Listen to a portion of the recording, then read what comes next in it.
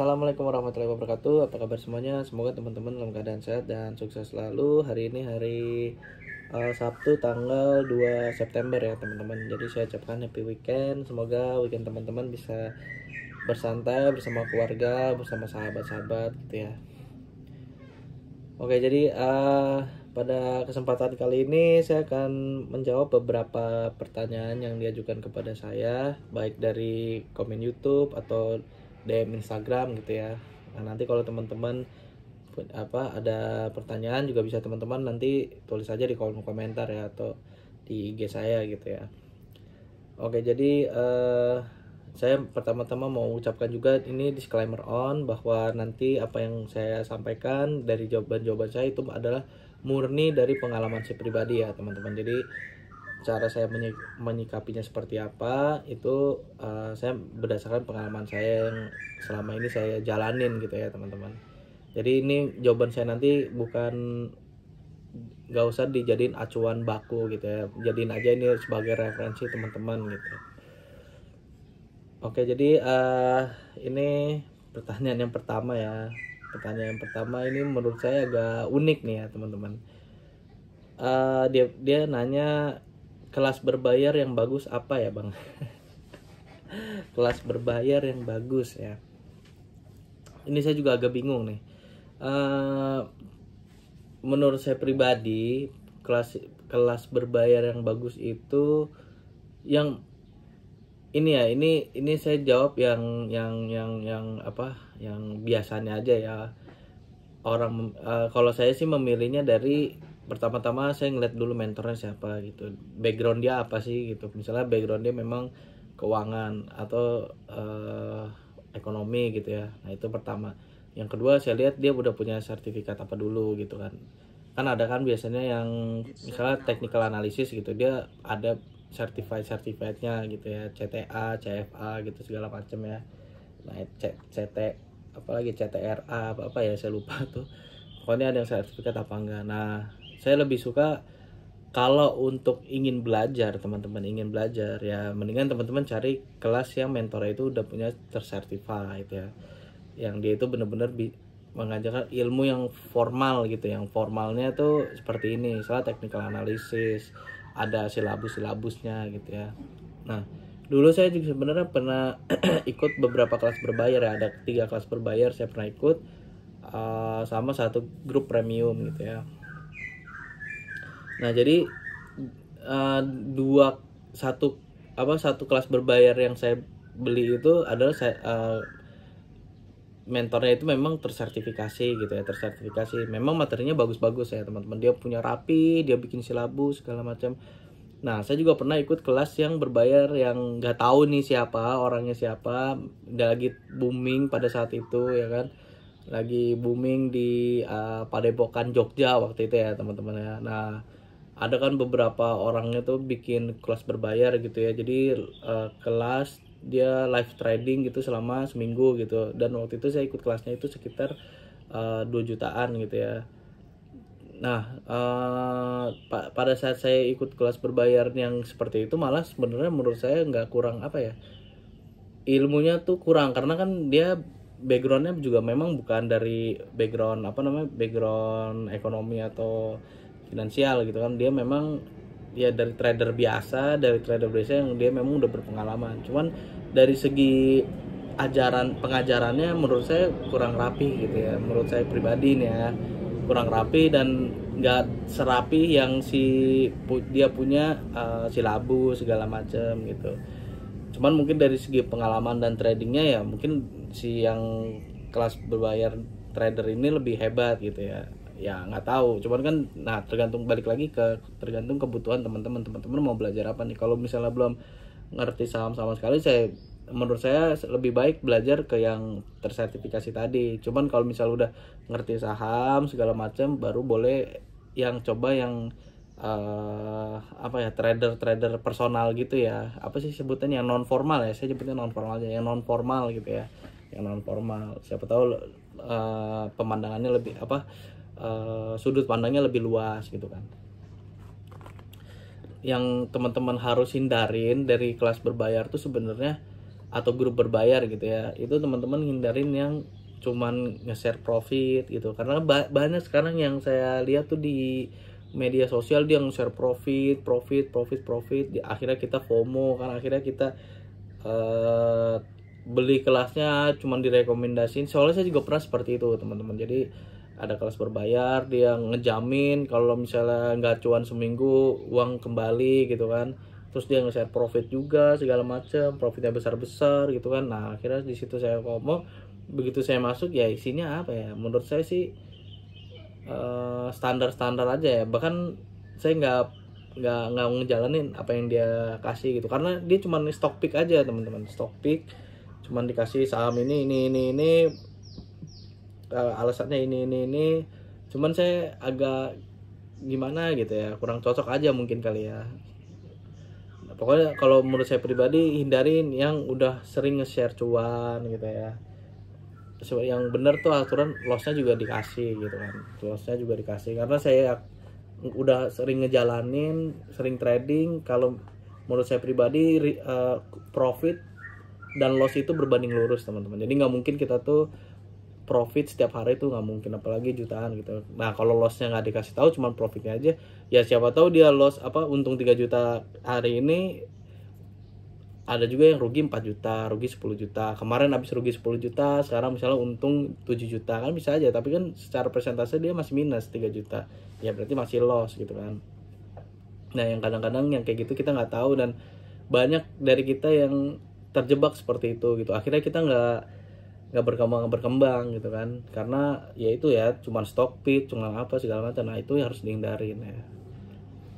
Jadi itu jawaban saya, cari kelas yang benar-benar, kalau teman-teman belum punya background belum punya pengalaman untuk trading, cari kelas yang benar-benar tuh tersertified, karena dia ada materinya dan ada silabusnya. Tetapi kalau misalnya teman-teman udah berpengalaman dan teman-teman ingin yang lebih dalam lagi, ya cari yang mentor-mentor yang non formalnya gitu ya, supaya agar sudut pandang teman-teman tuh lebih luas lagi gitu ya.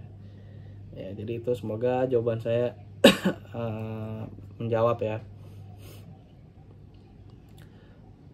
Pertanyaan yang berikutnya, kalau scalping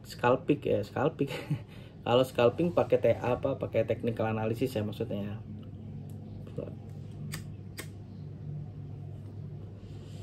Kalau scalping pakai technical analysis, kalau saya pribadi enggak ya teman-teman, bisa dilihat sendiri di live trading saya. Itu saya cuma mengandalkan tape reading aja ya. Soalnya kalau misalnya scalping, setahu saya susah untuk kita narik garis support resisten, ngebaca MACD, ngebaca stokastik, ngebaca indikator-indikator yang lain gitu ya.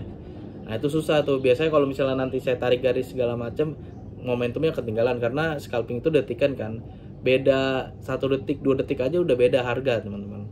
Misalnya saya telat masuk, aturan saya bisa dapat harga di bawah gitu kan, 2 detik kemudian naik harganya 3 detik, nah saya masuk itu aja udah beda ya, beda sama orang yang masuk di bawah tadi, itu hitungan detik teman-teman. Jadi susah kalau menggunakan technical analysis. Kalaupun saya ngelihat chart, itu biasanya kadang-kadang saya ngelihat chart dulu kan, chart 1 menit yang saya gunakan itu cuman untuk saya ngelihat time frame posisi harganya di mana gitu, udah di atas banget kah, apa masih di pertengahan atau di bawah gitu kan. Nah itu cuman jadi referensi saya sekilas aja gitu. Jadi saya murni dari open sama dengan low dan bid over ya, tape reading. Kalau technical analysis saya nggak pakai ya untuk scalping. Jadi itu jawaban saya, semoga menjawab ya. Dan pertanyaan yang ketiga, nggak trading forex atau crypto kak? Ini enggak ya teman-teman. Jadi saya cuman saham aja. Kalau crypto sama forex saya nggak ngerti ya teman-teman. Banyak sih yang nawarin saya, Pak, trading forex. Itu kebanyakan forex ya. Itu saya sering banget tuh ditawarin trading forex gitu. Kalau saya pribadi saya bilang nggak ngerti saya forex sama crypto. Jadi saya yang ngerti aja. Kenapa nggak belajar Pak gini-gini? Ya enggak lah. Saya pokoknya intinya saham aja ya. Saham aja udah alhamdulillah gitu kan. Kalau forex saya tambahin lagi, atau kripto gitu ya, waduh saya bisa terjebak dalam propaganda psikologis ya, karena market tuh propaganda psikologis teman-teman. Makin teman-teman sering trading, nah itu hati-hati teman-teman, bisa aja teman-teman udah kecanduan tuh. Kalau kecanduan, nah itu yang bahaya. Mendingan saya saham aja ya, jadi trading jam 9, jam 10, 9:10 udah selesai trading, ya udah nikmatin cuan gitu kan. Kalau forex saya enggak deh, jamnya juga saya nggak tahu deh. Kalau forex tuh dia malam apa jam berapa ya, nanti teman-teman yang trading forex tulis aja di kolom komentar ya, kalau forex tuh waktunya tuh kapan. Sama kripto ya, kripto ini yang lagi hype batu kripto ya. Ya jadi itu ya, semoga menjawab ya. Jadi saya nggak trading forex atau kripto, saham only ya teman-teman. Yang berikutnya ini dia ceritanya, sini saya lagi ngobrol ya, jadi dia cerita ke saya bilang kalau trading masih baru, pakai 1 lot dulu aja sebelum punya indeks pribadi gitu. Nah terus dia bilang, nah pinginnya 1 lot mas, nah pas masuk pasar psikologis hancur, susah ngendaliinnya, gimana tips biar bisa ngontrol psikologis ya mas. Nah ini saya gabungin aja sama yang ke berikutnya ya. Ini juga ada yang cerita ke saya, mas penyebab sering FOMO apa ya, akhirnya nyangkut, maaf kadang lupa kalau udah disampaikan, membaca bid offer yang menarik itu yang bagaimana ya menurut mas Andaru gitu. Jadi ini hampir sama ya, intinya tentang psikologis ya, FOMO, terus nggak mau 1 lot gitu ya. Saya paham sih, saya dulu trading nggak pakai 1 lot ya, saya dulu trading langsung pakai modal lumayan dan akhirnya lossnya boncos ya. Tapi di situ saya sadar gitu ya. Nah tips dari saya teman-teman, mungkin banyak teman-teman lihat di YouTube, lihat di buku-buku, saya juga ada beberapa buku yang saya baca cara ngontrol psikologis ya, terutama pasti intinya satu ya, selalu ikutin trading plan, bikin trading plan dulu sebelum trading. Dengan trading plan itu kita bisa mengontrol psikologis, risk and rewardnya berapa. Misalnya teman-teman risikonya berapa nih, misal 1:2, ya udah begitu turun 2 tick 2% ya misalnya teman-teman cut loss, untung 2 tick 1%, 2% take profit, ya itu tergantung dari pribadi masing-masing. Itu secara teori benar teman-teman. Terus menganalisa saham, belajar dulu, ya itu benar secara teori. Tetapi yang begitu opening market, begitu kita lihat market jam 9.00 itu opening market, itu ilmu logika yang tadi itu semuanya gone teman-teman. Saya setuju apa yang dikatakan Pak Afir ya, malam yang menganalisa, belajar ini, bikin trading plan bla bla bla, begitu opening market ngelihat saham yang lain yang belum dianalisa naik 3 tick kita liatin, naik lagi 6 tick kita liatin, naik lagi ke 8 tick ke 10%. Nah di situ biasanya teman-teman udah mulai psikologis tuh, logika teman-teman udah mulai berubah menjadi emosi ya. Di situ teman-teman akan berpikir coba gue beli di bawah, ini gue udah cuan 5%, 7% nih, nah ini kayaknya bakal arah nih kan. Begitu teman-teman masuk di situ udah keguyur teman-teman, keguyur dari 15% turun ke 10%, 10% turun ke 7%, di situ teman-teman cut loss ya kan.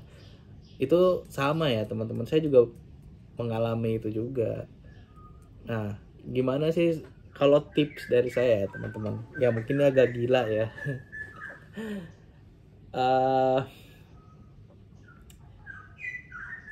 Ngejelasinnya gimana ya, nanti takut salah paham ya.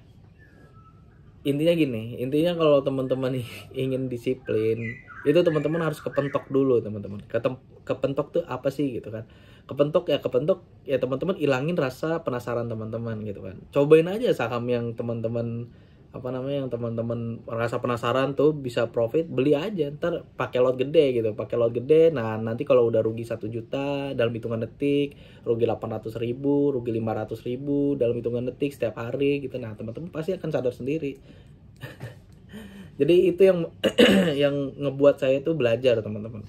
Nah ini nggak usah teman-teman contoh, jadi ini menurut pengalaman saya pribadi ya. Jadi begitu saya dulu saya baca buku, dengerin apa kata orang, itu nggak mempan teman-teman, itu nggak mempan. Soalnya opening market yaitu yang tadi saya bilang volatilitasnya tinggi, dari logika menjadi emosi kan kata Pak Fir.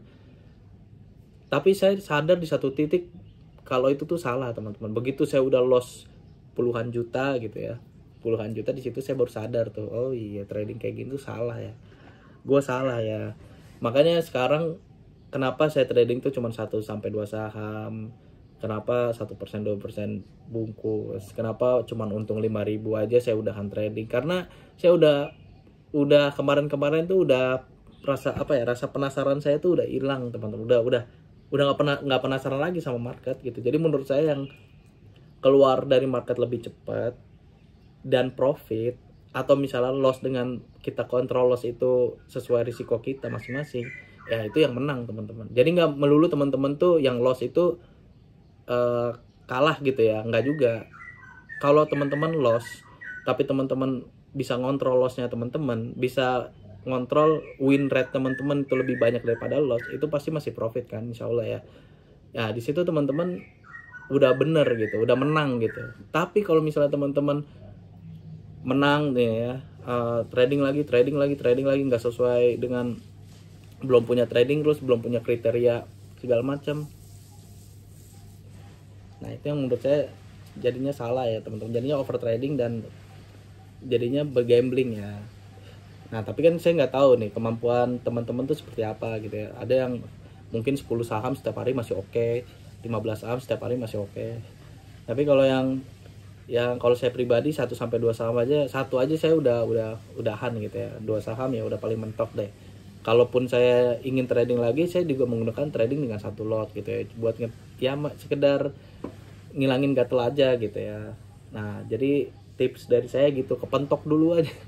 Saya bukan ngajarin ya, tapi yang paling manjur tuh ketika orang tuh udah kepentok. Nah kalau saya pribadi seperti udah kepentok, nah nanti teman-teman akan sadar tuh biasanya tuh. Nah sekarang gimana ngilangin FOMO gitu kan. Ngilangin FOMO tuh sama sebenarnya, sama aja, harus apa ya, harus kepentok dulu ya kan. Kan kita penasaran kan pasti kan, ini kok udah naik 17%, Pak, ini kayaknya sampai arah nih, beli aja, coba beli dah. Coba beli gitu kan, coba beli ya. Kalau udah nanti ke kunci ARB baru kan sadar, oh iya ternyata kemarin gue cuma penasaran doang gitu, nggak bener nih. Nah nanti ketika nemu yang kayak begitu lagi, teman-teman nggak penasaran lagi kan, jadi nggak FOMO lagi. Ya gitu sih ya, sebenarnya ini memang agak nyeleneh ya. Ya kalau teorinya kan, makanya saya sering menyampaikan tuh sebenarnya trading kalau misalnya baru mulai, pakai 1 lot aja, 1 lot kecil gitu ya, untuk nentuin indeks pribadi dulu, untuk nemuin pola saham itu seperti apa gitu ya. Nah itu baru nanti pakai modal yang lumayan ketika teman-teman udah konsisten.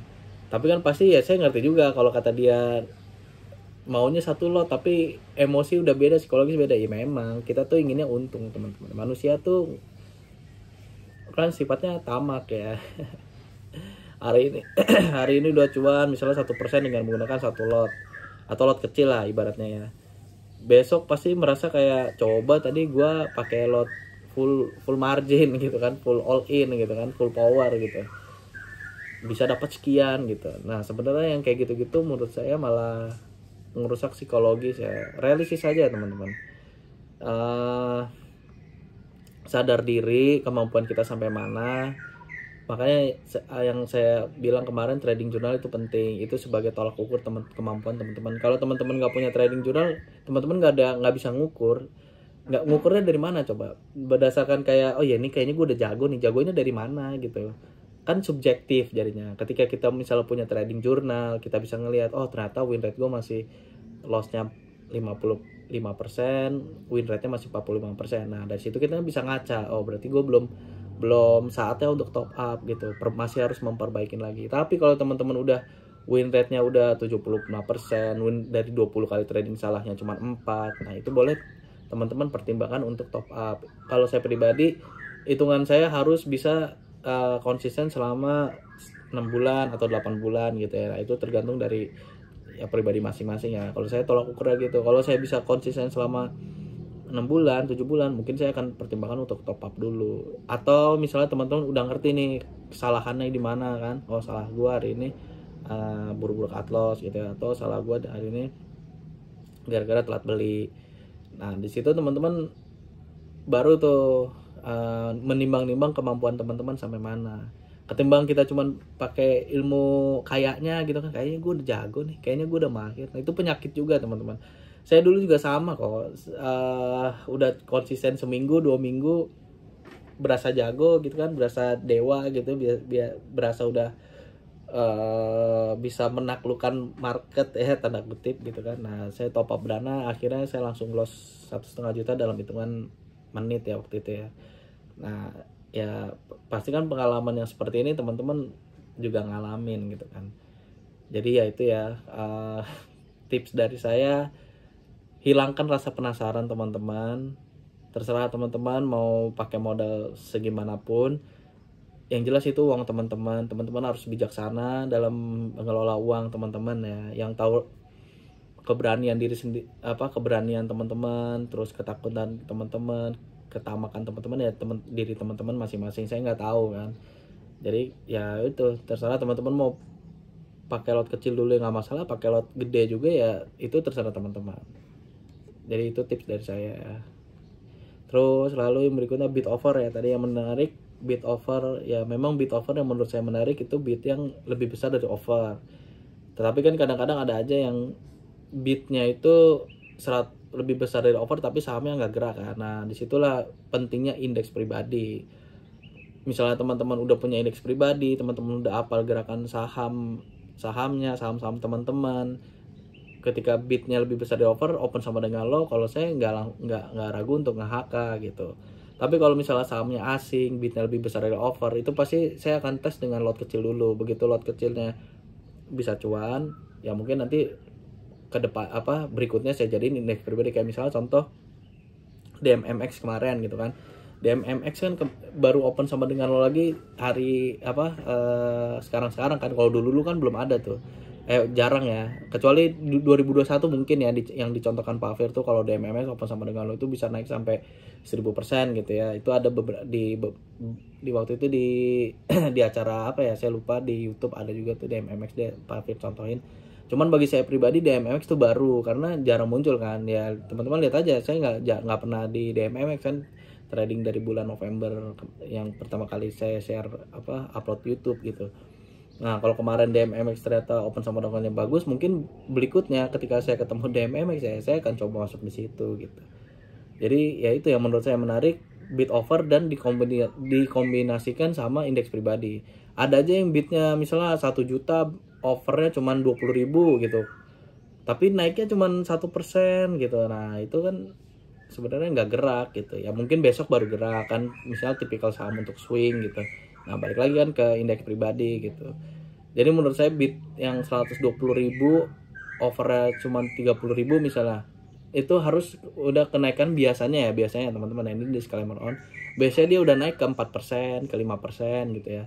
Nah di situ mungkin saya akan masuk gitu. Tapi kalau misalnya bidnya 100.000, offer 30.000 masih dikenaikan 0,9 atau di 1% dan cenderung berat gitu ya, nah itu saya mungkin skip dulu gitu. Mungkin itu cocoknya untuk nge-swing ya. Jadi gitu ya teman-teman. Jadi itu jawaban saya,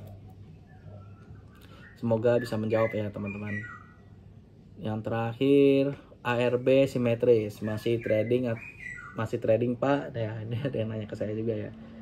ARB simetris jujur aja saya baru trading tuh awal 2021, itu udah ARB-nya udah di 7% sama arahnya 35% ya. Jadi kalau ARB simetris tuh saya masih belum punya pengalaman, tapi saya mungkin lebih condong ke ngikutin Pak Fir ya. Waktu itu Pak Fir juga pernah di beberapa kesempatan ngomong tentang ARB simetris. Beliau bilang mau arah atau ARB simetris nggak ada pengaruhnya gitu. Yang dagang ya dagang aja gitu kan. Bahkan beliau bilang ARB simetris harusnya ditiadakan, nggak ada batasan arah sama simetris. Kalau untung bisa untung, kalau rugi bisa rontok gitu ya. Bahkan karena range perdagangannya tuh lebih panjang gitu, dari ARB 30% ke bawah tiba-tiba dia mantul lagi ke atas, dan mungkin nggak ada ARB berjilid-jilid kali ya gitu. Jadi ya menurut saya pribadi sih harusnya sih insya Allah ya, semoga aja nih, bismillah, nggak ada perubahan apa-apa gitu, sama aja ya. Karena kan kemarin kalau berkaca dari kemarin yang ARB 15% awal Juni itu kalau nggak salah, itu kan banyak di media sosial ngomong kiamat scalper lah, hati-hati scalping lah, beli blue chip aja segala macam ya. Tapi alhamdulillah ya teman-teman, alhamdulillah sampai sekarang menurut saya masih sama aja gitu ya, dari sebelum ARB-nya jadi 15% ya, masih sama aja ya. Ya mungkin ada yang bilang kalau ya, tapi kan kalau dulu kan kode broker masih dibuka gitu kan, kalau sekarang udah ditutup. Ya kalau saya sih nggak tahu ya, karena saya juga trading nggak pernah ngeliat broker juga sih. Saya cuma ngeliat dari open sama dengan low, bid lebih besar di over, indeks pribadi saya atau bukan. Jadi itu aja ya teman-teman. Jadi saya masih trading ya, insya Allah masih trading. Dan nanti saya lihat dulu pergerakannya sama apa berubah gitu kan.